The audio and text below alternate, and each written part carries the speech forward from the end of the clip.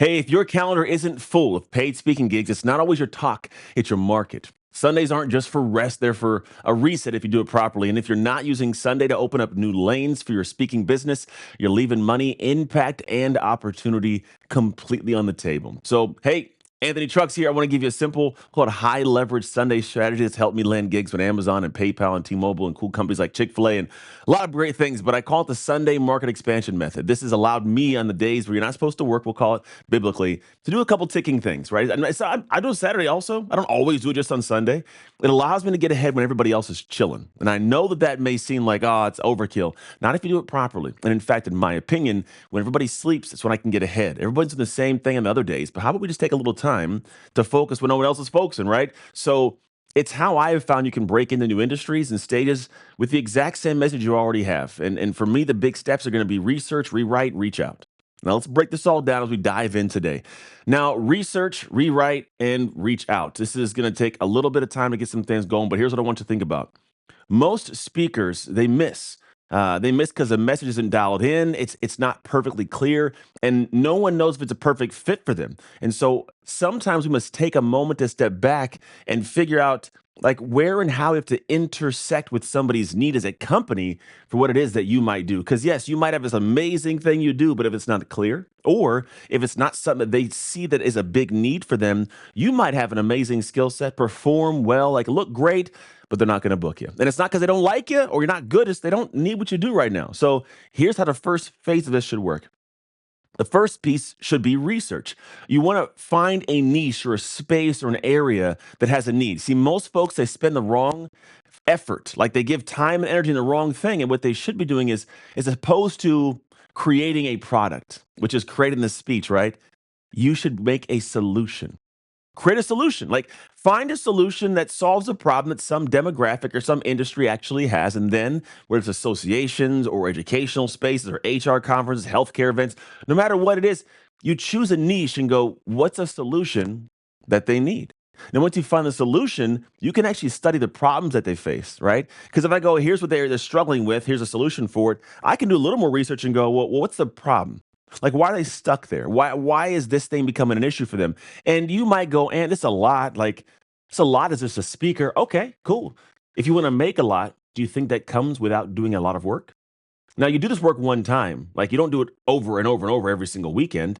You do it based on the niches and demographics and groups that you want to go into. And once you've found those groups and you've done some research and you found out what their needs are, you can now dive in and talk to a lot of folks based on this one segment of time you spent focusing on their needs and the solution for what they need. And then what you do is you go, great, I have an idea of what could be a solution based on the problems this group, this association, whatever it is that they're facing. And now you can bring something to market a little bit different, right? The first part's the research. Well, now you get to do some rewriting. They're probably going to go, Anthony, what do you mean rewriting? What am I rewriting? You're going to rewrite a little bit of your talk. Now, it's not just the talk, it's also the description, the takeaways. See, the talk itself shouldn't be an overhaul. I'm not saying you go in and you rewrite the entire script or structure of your keynote. You might change a couple things. If you know me, I do what's called the 80-20. I adjust 20% of the keynote to fit and make it feel like a 100% fit for the audience I'm speaking to. And it's a big way that you can focus on diving into the heart of the people you're talking to without diving into a complete rewrite of your entire keynote. So you don't overhaul it, right? You angle it differently. And then what happens is you might have a new intro, an outro story. You might have a new structure of how you use some of the lingo or language you're talking to. You might find some new pain points, which might create different stories from your database of stories you should have. But the idea is it's still the same transformational message that comes from your actual talk. And then you rewrite big time the description and takeaways. Now, I'm not saying that this may live on your website as the core change, but as you market to these groups and these organizations, these demographics, as I'm marketing to them, I should make sure they're hearing something different that piques their interest based on their needs. Because you've talked to their problems, you talked to what they're trying to accomplish, you talked to what the needs are, right? But you also create language that, kind of moves them closer to understanding you have a solution to their problem. I'm not just a speaker, I solve this problem, right? That's the difference. It's not I'm a speaker, it's I help with this. Like when I go to the world, I am not going, what do you do? I'm a speaker. I don't leave it like that. I go, I develop dominators' identities. So individuals and teams can show up to defining moments in their day and in their work world with a mentality of, I have done too much work in the dark to lose in a light. It's grit, it's resilience, it's managing change. So when people have to do new things, they can ease over and actually embrace things. I develop a team of people that can take on the world and win. That's what I do. I don't just speak. How do you do it, Anthony? Dark work. It's the work that's done in the dark that allows people to win in the light. And that winning is coming from the inside out. It's a different way to focus, right? And so for me, a lot of speakers go into the world going, I'm going to solve the problem. How? I'm a speaker. Yeah, nobody cares. And being honest, nobody cares that you're a speaker. They care about what your solution is. And if you can do it as a speaker, great. It could also be a solution in a podcast, in a book you write, in a course you have. But the solution is the key point you deliver through a talk, right? So don't overhaul it, just make some tweaks. Then you got to reach out. You want to build a short list of about 10 to 20 decision makers, but do not overthink this. Don't wait to find the right person. Just talk to the people you can talk to. And what I have found is you can actually reach out to the right folks. We're going to talk about this in the next moment here. I'm going to unpack like how to actually go and find these audiences. So just hang tight. But the reality is you really got to spend time getting a collection of names and emails of individuals to reach out to that could be decision makers. Now, you might not in the beginning find the exact person, but you might find a person, and that person might know the person. So you can go and find a person to find the person or find the person, but regardless, you got to get to the person. And when you get to the person, now you can actually have a conversation with the person that makes decisions. And a couple things. One, hopefully land it, or two, get the insights you need to figure out how to refine your language to the next person you talk to if this person isn't interested. But you little by little can refine that. So by the time you get through 20 conversations, you will get booked. It's not rocket science, it's work, right? Let's take a step into the next, we'll call it segment, right? How to spin your talk up for a new niche. So let's say that you have spent time finding a group and you know you're going to talk to. Well, what do you do? Well, again, we said you don't need a new talk. You just need kind of a new hook, a new angle, a new approach to the same people you're already trying to talk to. So ask yourself, what version of this problem does the market face that you can approach? Right. And be really big on that. So if you help people say build resilience, right? Is it in corporate? Good. It's about performance under pressure. That's how it looks, right? I can talk to them. Is it education? Okay, cool. Maybe it's about burnout and student impact in the space of that. Maybe it's going to be in healthcare. It's about emotional stamina and leadership. While it's resilience, this is the language you want to use while talking to them, not just randomly throwing things out there. So there's the same exact message you have, but a different way of talking to it, a different mirror per se, right? When they look at that, what do they see when they're looking back? The more clearly that you can connect your outcome to their pain, the easier the booking conversation becomes because now you're not going out there going, I got this thing and I hope I can help. You're solving a problem they have.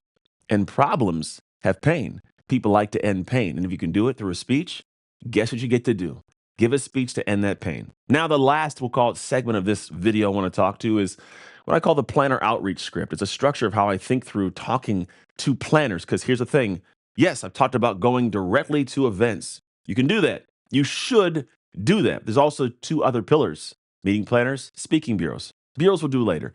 But planners right now, I want you to think about meeting planners of people who plan meetings. They plan events where people come together and they hire a speaker. Guess what you are? A speaker, right? So if you're a speaker and you want to get booked and hired, well, this is how you do it. You find people who are getting reached out to by companies to plan the event, and you get on their radar. So you become one of the individuals they consider when they're trying to present a speaker to their client who has paid them to plan the event. Simple, right? So once you get your research down, you've rewritten it, it's locked in, send an outreach message, and it works in a short, specific, and service driven way. So here's going to be kind of the way I'll structure it. You might want to write this down. It's up to you. But the subject for your message could be speaker for blank industry, whatever it is, events. So speaker for educational events, speaker for, HR events, speaker for HVAC events. I don't care what it is. Just speaker for blank events. You got to make sure it's clear because they got to know, hey, this person is in speaking that industry. Great. Now, you might have a talk with this person later and it might change a little bit based on whoever they might have as other individuals, but you start here. Now, here's how it goes. Hi, person's name. Say their name if you can find their name. Then say, I speak to blank audiences about blank, what you do, make it clear. I notice your company, right, or your event or whatever it is, focuses on this problem, this pain point. So the name of the company, the pain point they have, right? I'd love to explore whether this message could be a good fit for your audience. Here's a link to my demo. Here's my topic breakdown. Let me know if you're currently planning or booking speakers at the moment. My name's Anthony Trucks, and you're done. Now, this script has opened doors for me because honestly, it's just a conversation starter. Most folks don't realize when people are fielding emails and reach outs from people looking to book speakers, they're getting flooded with stuff. So you put too much in there, they're not going to read it, right? You got to have just enough and be very clear about what you do and who you help. If you aren't clear, you're going to drop the ball. Like they're literally going to look at your thing, go, too many words. I'm not going to read them on to the next person. They delete the email. So something simple to open doors, just to open the conversation, is the most critical piece of this. So here's the move. Stop waiting for opportunities to knock. Use these weekend plans, Sunday plan, Saturday plan, whatever it is, to build the door to open your next opportunity. New market, same message, more bookings. Now, if you want help creating your own custom expansion plan to build in the next level, wherever you see this video, which I'm assuming it's probably on a longer play, like YouTube, it's a longer YouTube video, right?